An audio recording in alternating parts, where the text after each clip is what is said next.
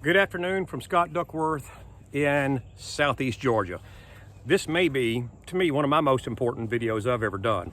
And there's going to be probably 2 or 3 components to it that are very important to me. So let's get straight to the point. I moved from East Texas out here about 6-7 years ago.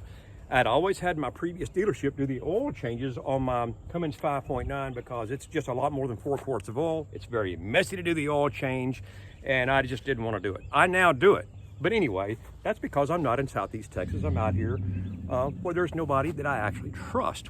Very high dollar engine here if you have to have a replacement. With that being said, when I got out here to Southeast Georgia, went to the Dodge dealership in Brunswick, Georgia. Don't ask the name, I don't remember. They're long gone, and they deserve to be gone, okay? Here's what happened. All right, I went in for an oil change. Here again, I didn't want to do it because it's messy. A lot, I don't know, it's probably a couple of gallons of oil in here, maybe more, maybe less, but whatever. I had enough sense to, before I left this dealership that I'd never used before, something told me I needed to check my oil level. I pulled the stick out, all right? I pull the stick. We'll wipe this off here if you can see that. Let's see, I've got sunglasses. Okay, the fill line, the top fill line is right here. You probably can't see it on the video. You're looking at about, what, 4.5 inches up the stick.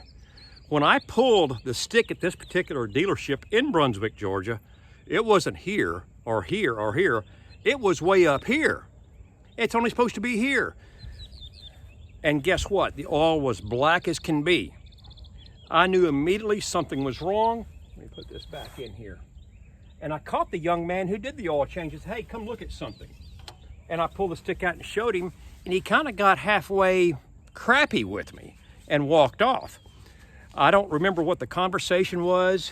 It was kind of short. I think he knew he'd gotten busted. So I immediately walked to the front where maybe I could find some management. Brought this guy out with a white shirt and tie. I said, look at this. I pulled that stick out and I showed him, hey, the oil level's up here. It's supposed to be down here. They'd have done better by not doing anything at all and charging me. He just shook his head. It was about 2 minutes. I'm waiting out beside my truck and somebody comes around and gets the truck. I don't remember who it was. They pull it back into the, I could see inside the shop bay, and forever the truck would go up and down. It'd go up and down. You know, they were doing something, I guess, just draining the oil. They didn't know how much to drain out. Finally, I think they drained too much oil out, and they had to replace the whole amount of oil they put in there with new, clear, uncontaminated oil, okay? So anyways, I asked to see who the big boss was after all that, and he said, well, he's not here today. I believe it may have been a Saturday morning. And so that following Monday, I called the dealership, and this is what they told me. Now remember, the first manager come out and he handled it the best he could. The senior manager, whoever he was at this place that is now long gone, he kind of got snappy with me and said, well, Mr. Duckworth, look at it like this. You got an engine flush. What else can I do? Really got kind of, I was at a loss of words. I mean, what the heck? If it happened to me, how many other people have had this happen to them? If I would have driven this engine with this much oil in it, that much, there would have been catastrophic engine damage. At a minimum, some blown seals, which would have cost several $1,000s to fix. That's on the low side of it. All right, fast forwarding. I did that video the other day. It's got nearly 70,000 views about these crappy oil changes. And when you go to the dealer, you got to deal with all this bull crap. They want you to change tires. They want you to do all these things then when you know they're not necessary. With that being said, I'm gonna name 2 places right now, and it's gonna make some people upset, and I think I'm gonna make some people happy, all right? Let me tell you this. I bought this truck from Weaver Brothers Dodge Chrysler in Jasper, Texas, from a very nice guy by the name of Warden, who now works at their Kirbyville location from what I've gathered. There's Weaver Brothers, and there's Weaver Motors in Kirbyville, Texas. So there's Weaver's, Jasper, Texas, Weaver's Kirbyville, in case you want to look this up. Now, I get nothing for saying this. I'm not in the market to buy a vehicle. I'm not having any service work done. I've already got the blessing from all these guys. Hey, I'm gonna mention you because we need some good news. All right, Don Warden, Kirbyville, Texas, Weavers again, and then Weaver Brothers, Jasper, Texas. I went in for all my service needs. Transmission fluid changes, it's a 4-wheel drive truck, the differentials, getting all that stuff done. They never pushed anything on me that didn't need to be done. And I would expect them to say, hey, you know what, Scott, you got a bad belt here, you need to change it. That hose looks kind of like it's getting near the end, you may need to change that. You know, they don't push all this crazy stuff on you. So I'm putting their name out there, all right? I've done that.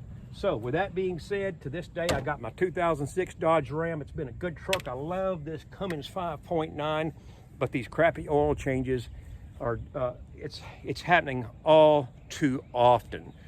So I'm probably missing some things here, but that particular company is a family-owned company, the Weavers. They've been around since, I believe, 1975 or 1979, and to this day, they're going strong. The employees have stayed there for not 10, not 20, 30 years plus. The salespeople, a lot of them stay. And that's something you never see at a dealership. When employees stay, something's being done right.